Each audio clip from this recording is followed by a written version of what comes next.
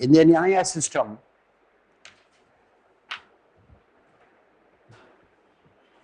the first pramana that is accepted is pratyaksha.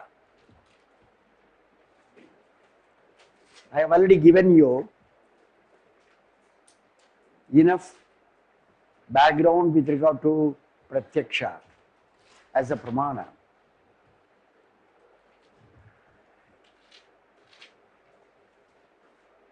Not only do I present or do we present the Nyaya school, the Nyaya system, but at the appropriate places we would bring in always Advaita.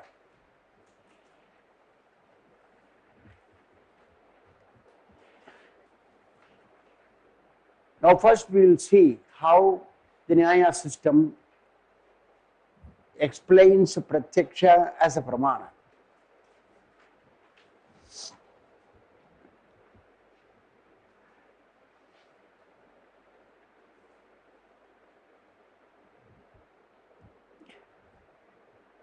In the Nyaya school itself, there are two definitions with regard to pratyaksha. One given in the Prachina tradition, the other one in the new tradition subsequently which came.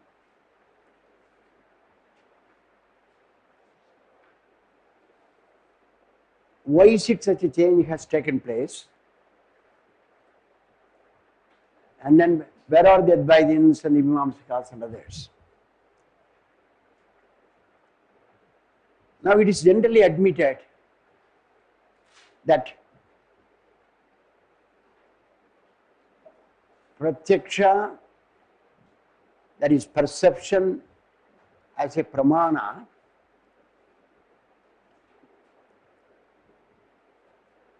gives us immediate knowledge, direct knowledge of the object known.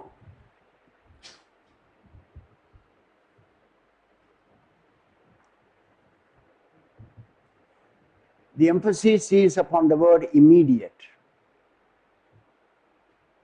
direct.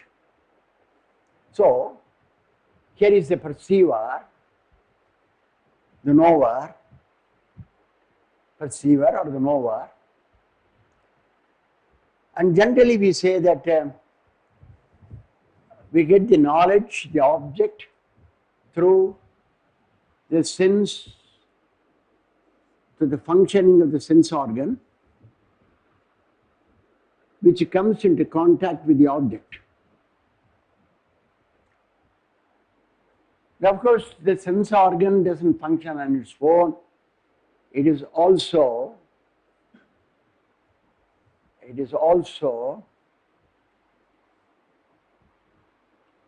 activated by the mind. Then there is the knower, the person concerned. The sense organ is the indriya. Object is the artha. There is a contact or a relation between the indriya and the object. That contact or relation is called sannikarsha.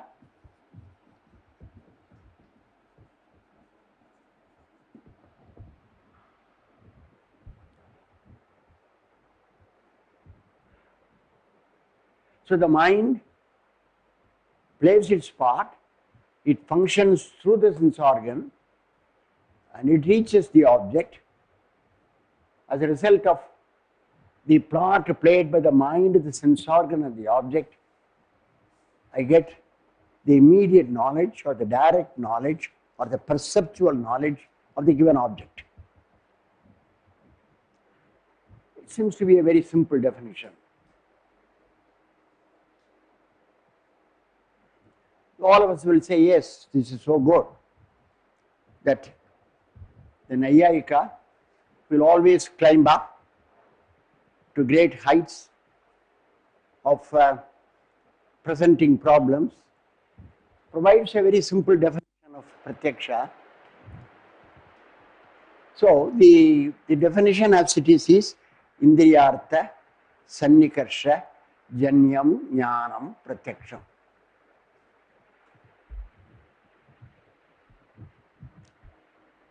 Of course, the Vedantin will always have something more to add. Certainly, the mind plays an important part. But at the back of the mind, the Advaita always says, there is this consciousness. There is always a consciousness which alone ultimately should receive credit for any kind of knowledge that we are able to have. But consciousness, in order to function, requires some medium. Yesterday somebody asked the question, how does Nirguna Brahman become Saguna Brahman, something like that one. Consciousness left itself probably just will be there only as light. But the light has to go through a certain medium, a certain channel. Such a medium is provided by the mind, then sense organ, then the object.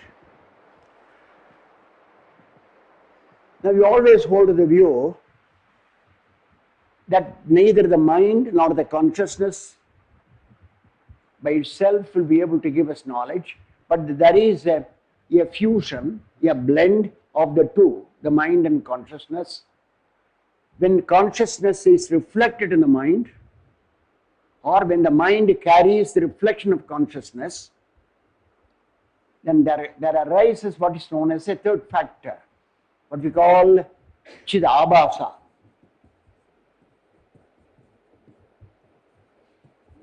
Chid-abhasa. Use it as a technical term for the time being. There is abhasa, there is chit. The abhasa of the chit, the reflection of the chit. Chit is consciousness. So this factor, Chid-abhasa, this reflection of chit or consciousness in the mind, it is actually the knower, the perceiver. It is not the mind as such that is a perceiver. It is not consciousness as such is a perceiver. It is only the Chid-abhasa.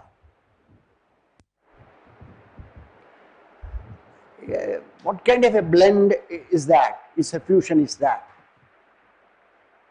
It is so intimate that you cannot separate this reflection from the mind. Usually the example of a red hot iron is given. A red hot iron is given. You cannot try to say that here is the steel or the iron, and here is what is called the fire, which has made it red hot and all that one. Similarly, there is such a fusion, what we call Chid-abhasa. We get a direct knowledge.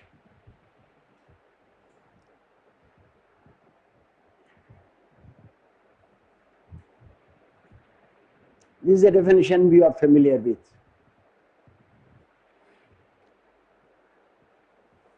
Now, subsequently, they have started questioning the role of the sense organ.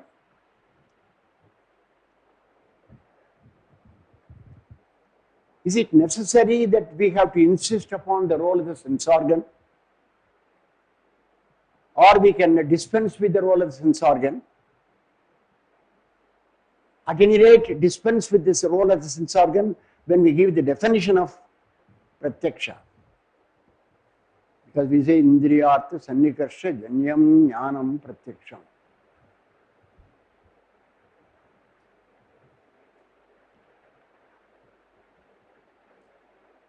After all, what we want in the case of perception is immediate knowledge. Immediate knowledge. That immediacy is the most important thing. Therefore, subsequently in the tradition,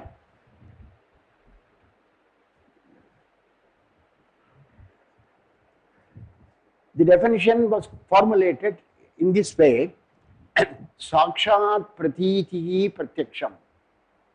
Sakshat pratitihi. Sakshat pratiti.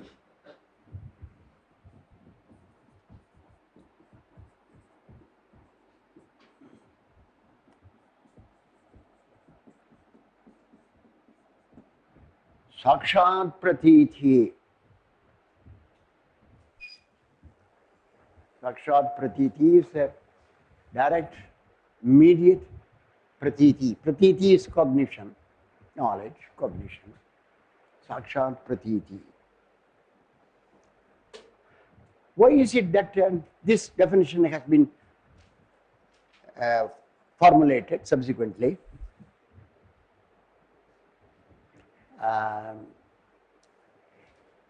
This definition, which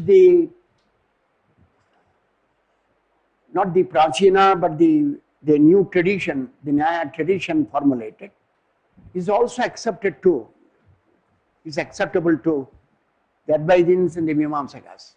Sakshat pratiti. Sakshat pratiti.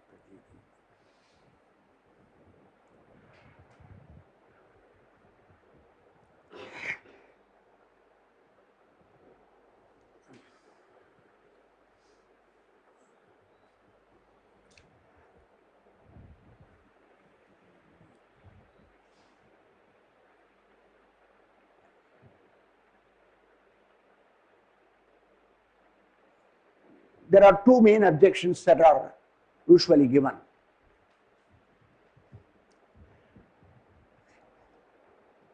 If you insist upon the need for the functioning of the sense organ, the need for the functioning of the sense organ, then what about God? Is God capable of perception or not? We will say yes. Capable of perception. But does he make use of sense organ? When we say that God is Sarvajna, he knows everything, does he require the functioning of the sense organ? All that? No, it's not needed. It's not needed.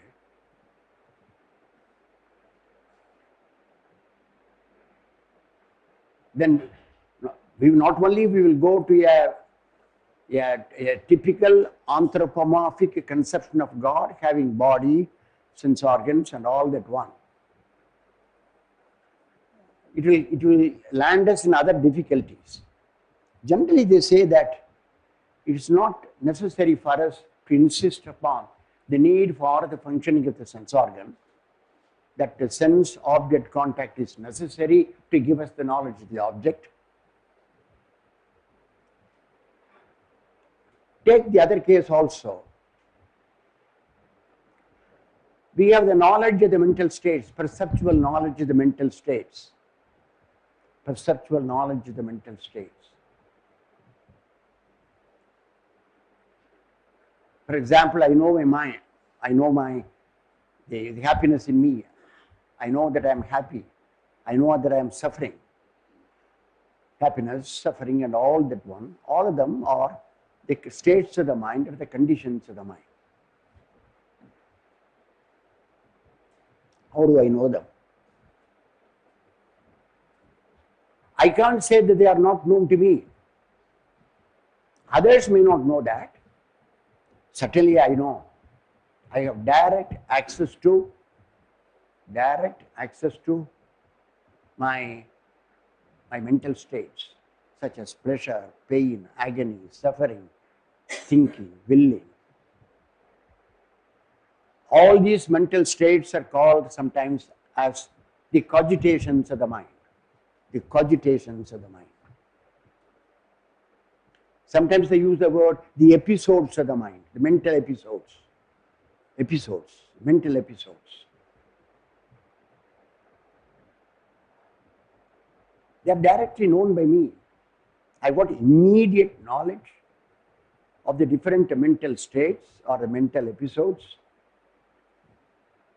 or mental cogitations, and there is no need for the sense organ at all. I have direct access, immediate knowledge. And we also claim that these mental states, they are such that only the person concerned have got a privileged access, not others. I have a privileged access to these mental states, just as I have privileged access to my own dream states and all that one. Nobody else can know. I got immediate knowledge, immediate awareness of them. Even so, my mental states are not available to anybody else. But try to infer from the way in which I behave, the way in which I talk, my gesticulations, the way in which supposing I have like this one, oh sir, are you having headache? Is there any problem for you? This is an important point, because this concept of having privileged access to one's own mental states, be it at the waking level in the case of the mental states which I have been referring to, or in the state of dream. So, here also we say that there is what is called sakshat pratiti. Sakshat pratiti. In some cases, maybe there is a mediation of the sense organ. In some cases, it is not needed. And therefore, what is sometimes needed, what is sometimes not needed, should not be insisted upon as an important factor in the definition of what is called a perception. A serious objection is also raised in addition to that.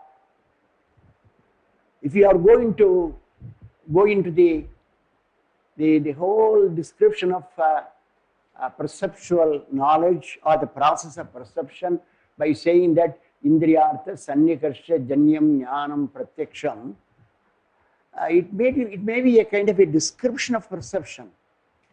You do not bring out the essential aspect of perception. Such a criticism is raised by, in some other context, by the Western thinkers when they talk about perception and all that one. Mill and others, they say, J.S. Mill and others, they say, such a kind of a description you give, it doesn't deserve to be called a definition. It is a description of perception. The definition should make a reference to the essential aspect of what is defined. The essential aspect is immediacy.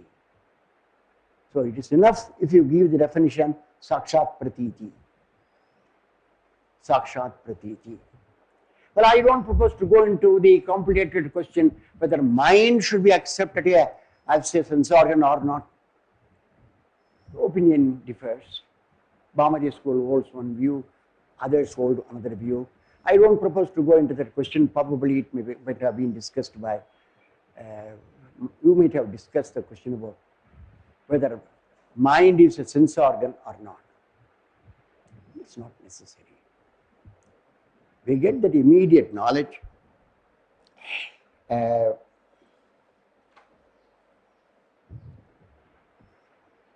Sometimes they say that pratyaksha is a kind of a knowledge which is not mediated by another knowledge. Jnana, akaranakam jnana. Take the case of inference. Inference, that's why we say, accepting pratyaksha, all the other pramanas provide us only immediate knowledge. We make a distinction between immediate knowledge and immediate knowledge.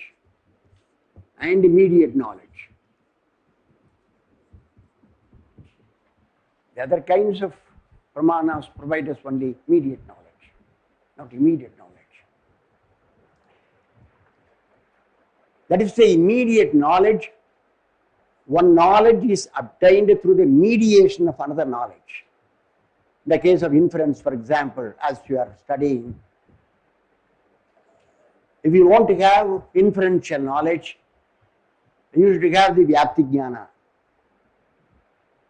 You should have the vyapti jnana.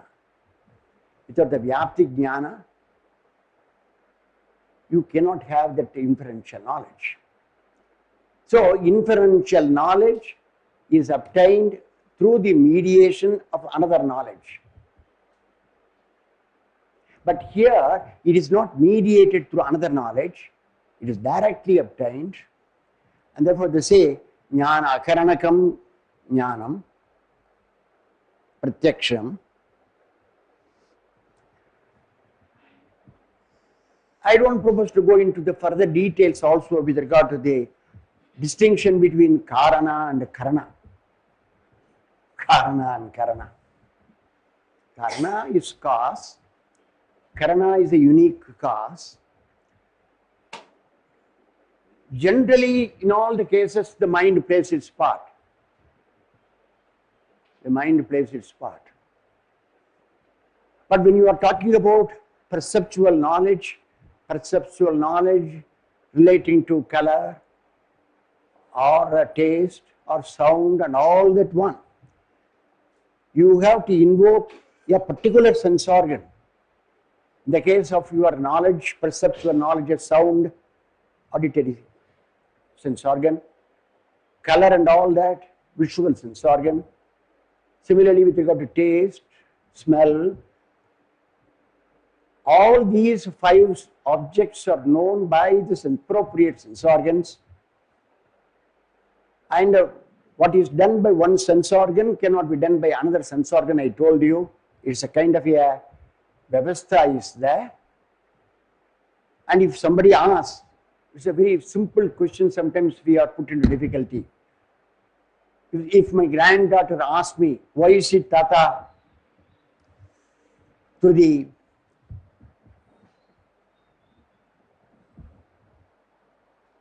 visual sense, through the eyes you can see a color, but why is it you can't hear the sound?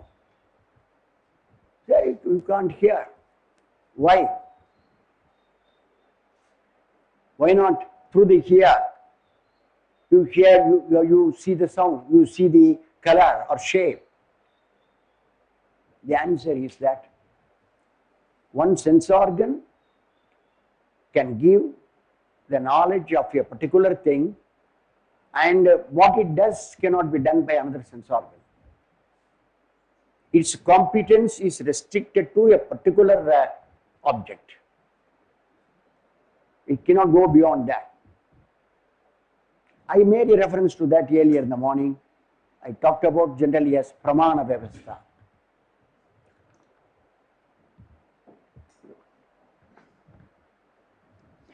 So, this particular sense organ has to play its part. When it plays its part, when it's active, then we use the word karanam. Karanam is a general word for cause. Karanam is that specific, unique cause which is active, which plays its part in the generation of the kind of perceptual knowledge. Then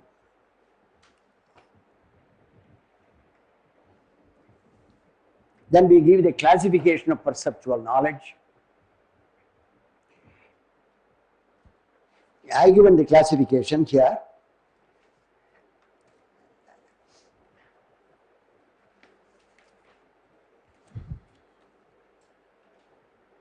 Laukika and alaukika, ordinary and extraordinary. Now take the case of ordinary and extraordinary, laukika and alaukika.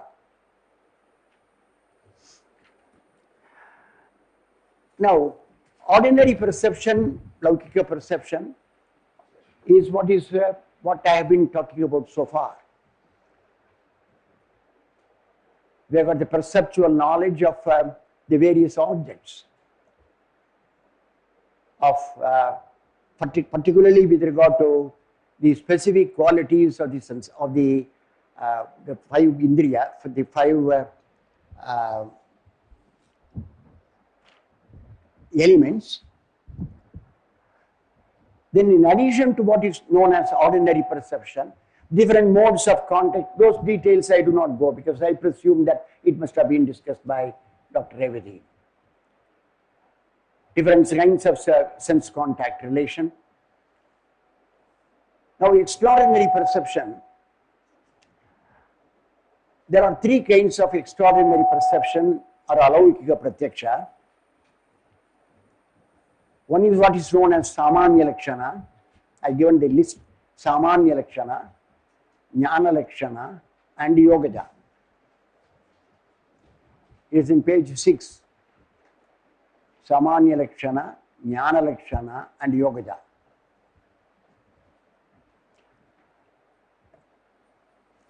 Now take the first one, Samanya Lakshana.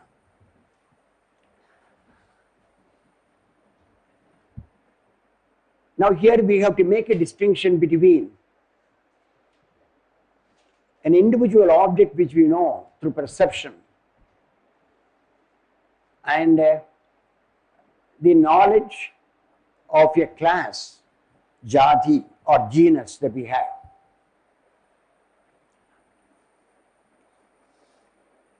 It is all right for me to say that I am able to see the individual persons here, X, Y, Z, so on. But we talk about humanity, not men, humanity.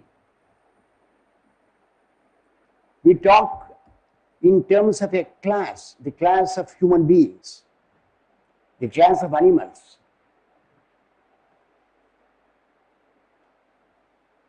How do you get the knowledge of such a class feature? This question has been raised not only in the Indian context, even in the West, from the beginning. It is on record that a disciple of Socrates asked Socrates, I can know an individual thing. How can I know the class feature? How can I know about the humanity? The answer is that you can know it only through your intellect, through your reasoning. Such an answer may not be convincing. Therefore, in the Indian tradition we say, through perception, through a special kind of a perception, we are able to get the knowledge of the class feature, Samanya, class feature, and it is given a special status. It is not the ordinary perception, but extraordinary perception, alaukika pratyaksha. It is very difficult to explain the process by means of which we are able to get the knowledge of the class feature.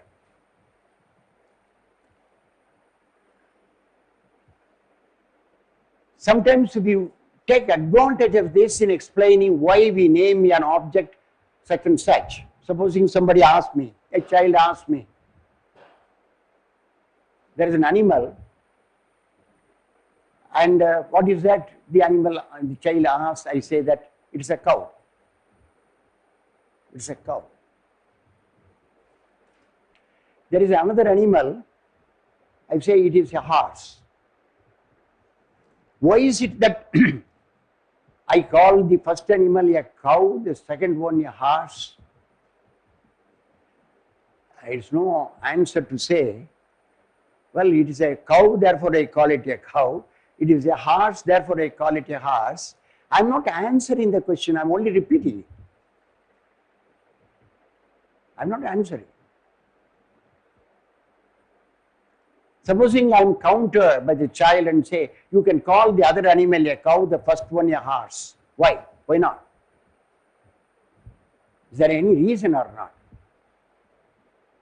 Then I come forward with the reason. I say that in the first case, when I call it an animal cow, there is cowness in it. Since there is cowness in it, I call it call. There is cowness in it. It is a jadi feature. It is no doubt a vyakti, an individual object or a particular object. It is a vyakti, we say, particular object. But this particular object carries a class feature. Is it exclusive to that? No, it is not exclusive to that. If it is exclusive to that, it should be there only in that animal. It is in many animals of a particular kind, and this is one particular individual of that kind, of that class. Of course, technically we say jati vyaktigadam. Jati vyaktigadam. Where is jati? Where is this class feature? It is the vyakti. We say jati vyaktigadam. So there is an explanation for the question why it is called a cow. There is cowness in it, therefore I call it a cow. And is cowness only in this object, in animal? No. There are many animals in which I can, another cow comes there. So you say, you see, that is also a cow. It seems to be different. It is a spotted cow. Yes, it is a spotted cow, but still it is what we call a cow, and because there is cowness in it. Now, the perception of the jati, of the class feature, is not an ordinary kind of a perception. Therefore, the Nyaya calls it as an alaukika pratyaksha. So, Samanya Laksana, then Jnana Lakshana. I have given the English translation for Jnana Lakshana, complicated perception. Complicated perception. There is no very good translation for the word. The previous one, I call it perception of classes. This I say complicated perception. Why is it a case of complicated perception? Why? Supposing I see an object and then I didn't go and touch it. I see an object, a block of piece of white object.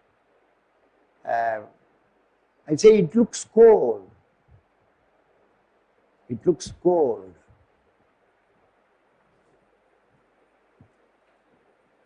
It appears to be cold. It looks cold. I see that. And normally, through the visual sense, I can see the color, the shape, and other features.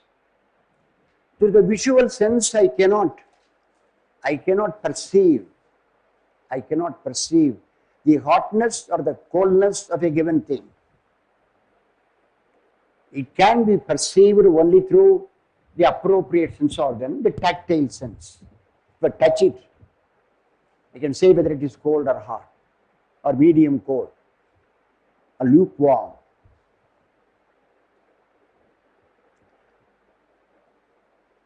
But here the previous association of my having seen that plays an important part. Previous association.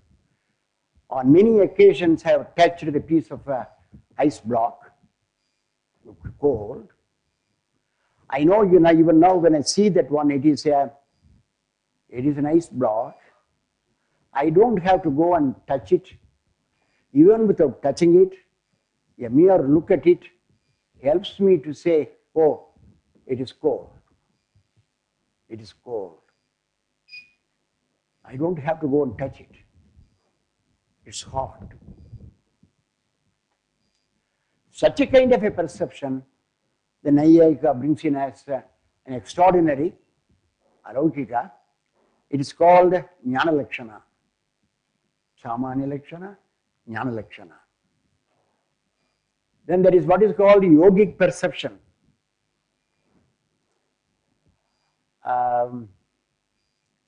Some people develop this extraordinary power, not ordinary but extraordinary power of seeing things which are far away. Ordinarily, we say that perception has its limitations. Only objects which are perceptible, which are also available to sense contact, or available even to the mind, they can be known through perception. But an object which is far away cannot be known through perception. You know that in psychology there is a particular branch called extrasensory perception. There is a special school in Duke University, Professor Rain. He developed that school which talks about extrasensory perception, ESP, extrasensory perception. And in recent times, you would be surprised to know, some time back, a year back or more than that, there was an article in the Reader's Digest how the US scientists, particularly the defense scientists, train people and they are told that they have to be away from the family, away from the normal social life situation. They'll be taken out. They're given training for making use or sharpening the functioning of the mind. And through this sharpening of the functioning of the mind, they could also sharpen their powers of seeing and all that one. They call it as distance viewing. Distance viewing. And somewhere they'll be kept alone, probably in the sea, in the ship in the sea. And they'll be asked, what do you see, what do you view? A certain situation and all that one, they say that view that one. Then give you a report. I see that a big tower is being constructed over there. And a lot of people are engaged in work. And that is quite visible. But close by there is something else, a big tower. I'm not able to say exactly what it is like. Such a kind of report he gives. And it is, let us say that it is an area somewhere in Iraq. There is a distance viewing. They go there, high altitude flights, they take a photograph. The photograph reveals everything that the person was able to give through this distance viewing. It is not fiction, scientific fiction.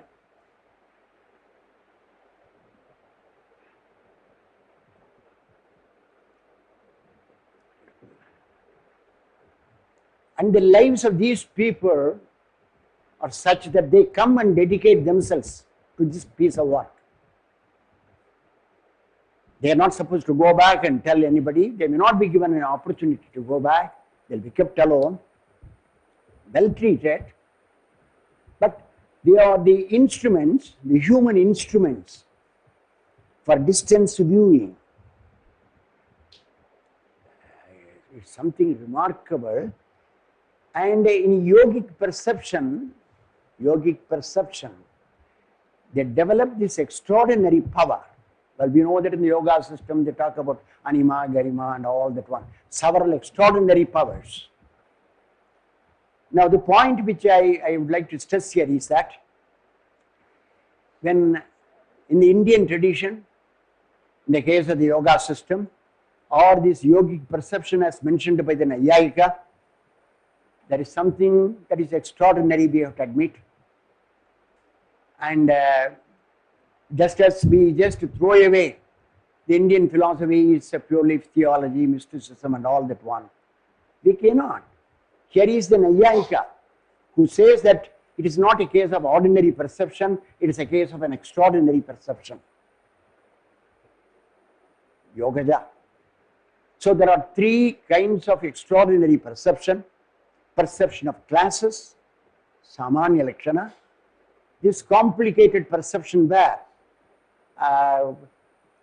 the perception of heat or cold and the perception of an object, they are complicated. There is the association of ideas. In psychology, we talk about the association of ideas.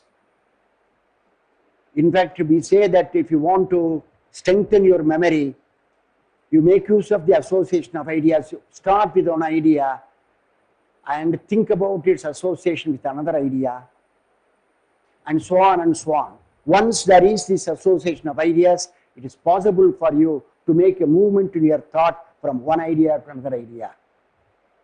Here is what is known as a kind of a complicated perception through association of one thing with another. Do you right? So the explanation of complicated perception appears to be similar to Anuman Pramana. Like we are seeing one aspect, and based on our earlier association, we are guessing Anuman, Anuman. So why it is not Anumana and treated as part of the text? In Anumana, as you might have by this time known, not only perception plays an important part, but something else what we call Vyapti Jnana. Vyapti Jnana is the knowledge of the invariable relation, invariable unconditional relation between two things. Now, here we don't have such a kind of an invariable unconditional relation between two things. What are the two things? Between perception of a piece of wood, a piece of block, piece of water in the solid form, and coldness. We are not having, whenever I see that, when this should be there, we don't have such a kind of a vyapti. Though I see that one, both of them are cases of perception. I have the knowledge of the piece of block through perception, through visual sense. Then the knowledge of the coldness of the thing that is obtained, it is also a perceptual knowledge obtained through the tactile sense, touch sense. Therefore, the association is between one piece of perception and another piece of perception. But in Anumana, it is not like that. Perception is there. You have to perceive the smoke in the hill. Perception is there. But you have to develop a kind of the knowledge of the invariable relation between two things. Not only the smoke, but something else, which you are going to prove by means of argument in inference. So the two are different. Yeah? In inference, yeah, maybe, right. Steps may be cut down, steps may be increased. Many steps, yes, that is true. But the crucial point is that here in this case, Yogita, this complicated perception which I am talking about, there are two cases of perception. Two cases of perception. I am not working out any kind of vyapti here. Vyapti here. Maybe in some case, I may not be able to say that it looks cold. I may not be able to say that one. With this time, it is so obvious. Supposing it is not that cold, it is kept there, it is not that kept cold. Or I see a red hot iron, it is not, or water, even when I see that one, sometimes when you go to the bathroom, oh, it is very hot, we don't even touch it. There is a slight difference between the two. Now, the point which I am emphasizing is that we are not talking about the yoga achievements at each stage. Because according to the yoga system, when you have mastered one particular discipline, one particular step, there is a pragmatic test. You can check yourself whether you have been successful in that. Others need not tell you. Ordinarily, when we do some exercise after a few days, you say, I feel very comfortable. The spondylitis pain here, it has come down. Pragmatic test. But here is a special case of distance viewing, distance understanding. We talk about telepathy and all that one. Yoga.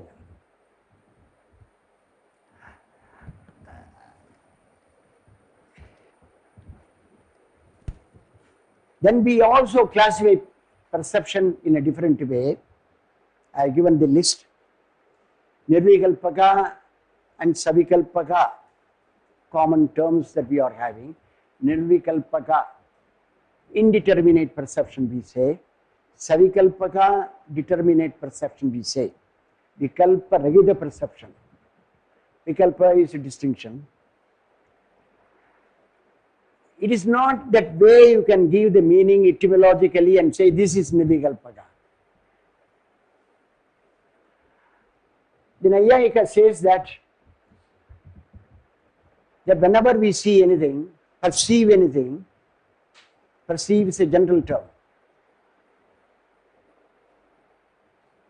Perceive is a general term. When you make use of the visual sense and know anything, when you make use of the auditory sense or know anything, when you make use of the gustatory sense and know anything, in all these cases, commonly we use the term perception, perceptual knowledge. Normally we think that the perception, perceptual knowledge should be used only with regard to the functioning of the visual sense and seeing color, shape and all that one. It is perceptual knowledge. Knowledge attained through any sense organ is generally called perceptual knowledge.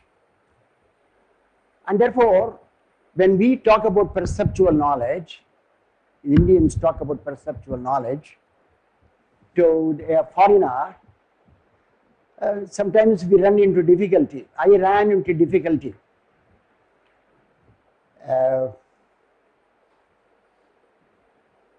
I forget the name, one of the reputed American philosophers. There was a seminar in Seoul I attended. And specifically was asked to speak about the Avasatraya experience. I was talking about dream experience. And I said, when I perceive a lion in dream, the moment I have not completed the sentence, only the conditional part I said that when I perceive this gentleman, this scholar, sometimes there is a block. Sometimes the name will come very quickly sometimes. If I persist, it won't come. If I relax, it will come. The name is not the important thing. He is teaching now in Canada. He said, I object to your English, he said. Hey, why? Is it with regard to accent? Certainly it can't be with regard to accent because Americans in California, they have an accent, and in New York, Boston area, they have another accent. They will say that Boston Brahmin, Yeah, Bostonians, the accent. And if you go to Texas, they have got a different accent. Australian English accent is quite different. English accent, Is it with regard to accent? No, no, no, no. With regard to the use of the sentence, you should not have used, when I perceive a lion, you say dream. A lion was dreamt of, not perceived. He said, I know that one. I have not made any slip in my use of the word. Deliberately I use the word. Dream experience is perceptual experience. Do you deny that? Perceptual experience. In dream I can also hear the conversation of somebody. I am here and then in dream experience my wife is a little away and then she is talking to somebody and I was curious, I am hearing. All that takes place in dream. Perceiving, hearing and all that one. It's very so complicated situation. The entire complicated situation, I will say that it's a case of perception. There was that problem because, No, not Bosanget. Bosanget is no more alive. His period is over. I will tell you before I go, not now. During our session, before 15th name will occur. A historian of Western philosophy, it is he who said, so pricking now, who said, east of Euphrates there is no philosophy. You know the Euphrates river in Arabia, there is a river. East of Euphrates, there is no philosophy. It is in the history of philosophy, Western philosophy, there you find east of Euphrates, that is this area, our eastern area. One part of the Arabian eastern side. No philosophy. As if philosophy is the prerogative of those people, the Greeks and others, Western people.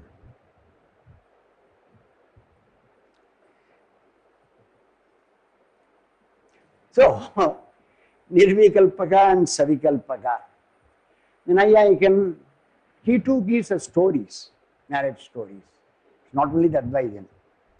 When you see an object to start with, you see everything in the object, its color, shape and all that one.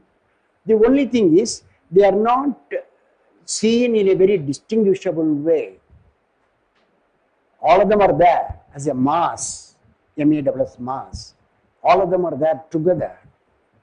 And we have not made any kind of a distinction between one aspect of it and another aspect of it, one quality of it and another quality of it. All of them are there to start with.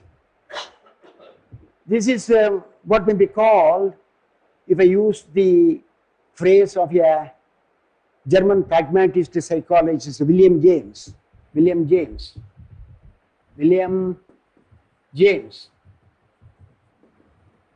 He was a psychologist.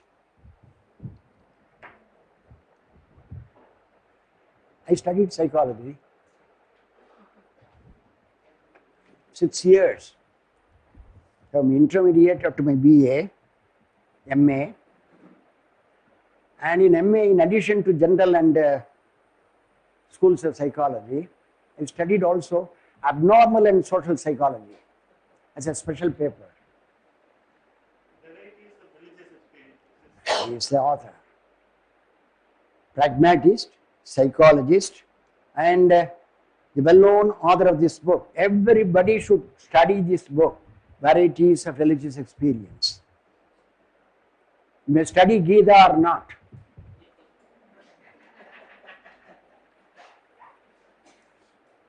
You may study the life of Sri Aurobindo or Ramana Maharishi or not, or Paramahamsa. You have to study varieties of religious experience. How? Varieties of religious experience by William James. I have one copy in Madras, one copy in Singapore, one copy in Doha. Whenever I study about the Nayanmars and the Alvars, the great mystics in India, you read that. How many mystics in the world? Their experience. Sometimes they go step by step. Sometimes they have an instant illumination. If somebody was asked the question, how long will it take? I think you are answering the question about Jivan Mukti. I was sitting there. How long? Instant. We call it Sadhyo Mukti. Immediate release. Immediate release. How long? We don't know. There are cases when we say somebody was looking at the rising sun. Illumination. Total illumination. William James and his friend Lang, they developed a theory of emotions. James-Lang theory. Whether you get emotions first and then physiological reactions, or physiological reactions first and then you get emotions. கோபம் வர்றது, கோபம் வந்தாக்க கை நடுங்கிறது, கால் நடுங்கிறது, இப்படிங்கிறது, பல்ல கடிக்கிறோம், போறோம் வரோம், எல்லாம் physiological reactions. Is it all these reactions the result of your emotion? Anger, emotion. Or it is the anger, that emotional state that is conducive to the development of all these. The controversy, James-Lang theory holds one view. You develop physiological, you develop you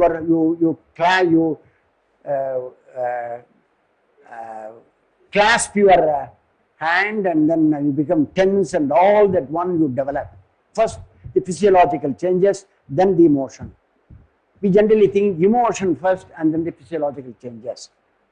They say they conducted experiment and all that one. We are not interested in that.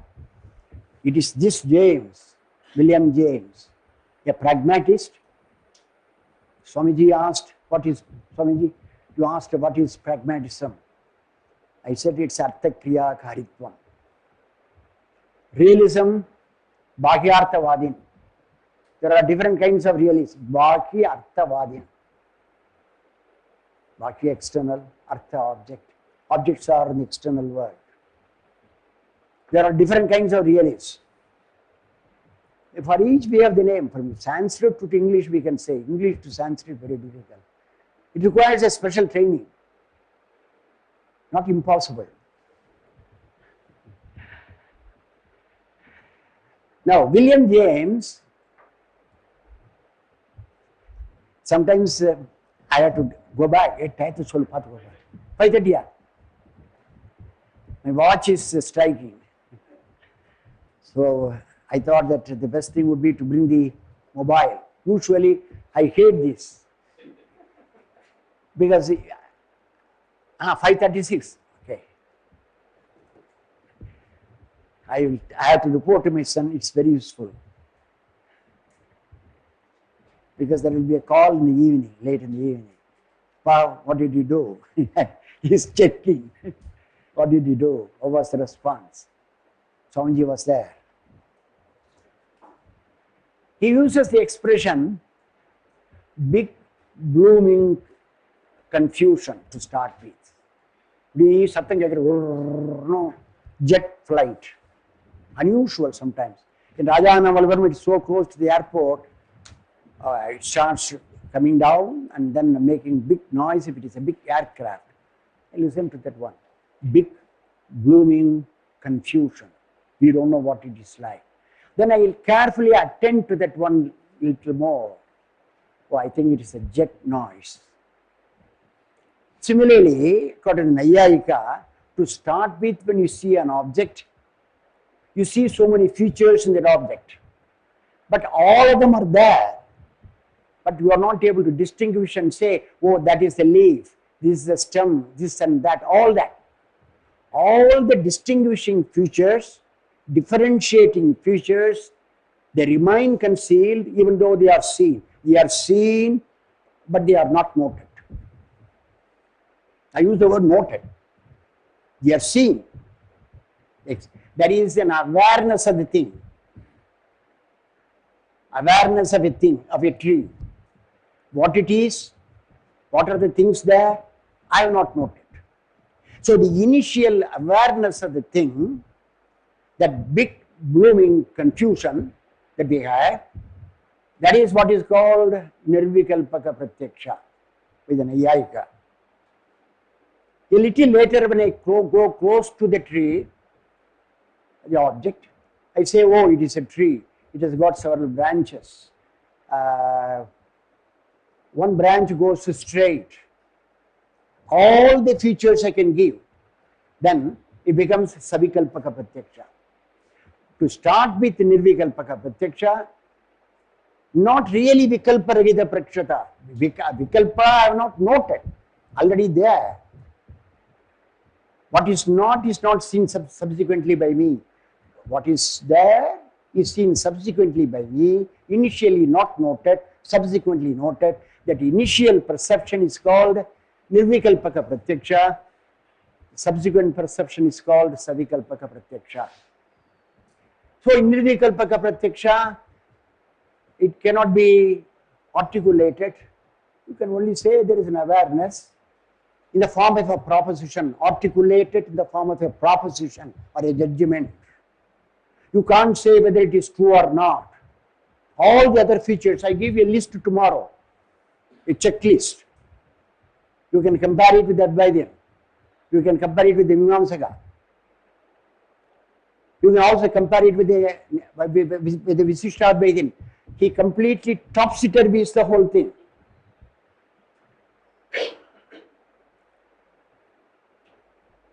What you want, the Nyaya says as nirvikalpaka pratyaksha, he says it is savikalpaka pratyaksha. This is Advaita, savikalpaka pratyaksha.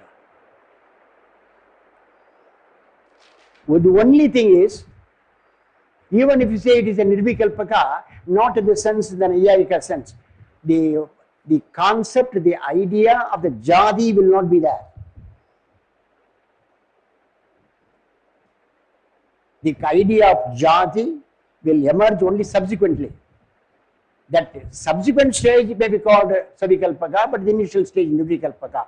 You note everything, you have knowledge of everything excepting one thing, jati.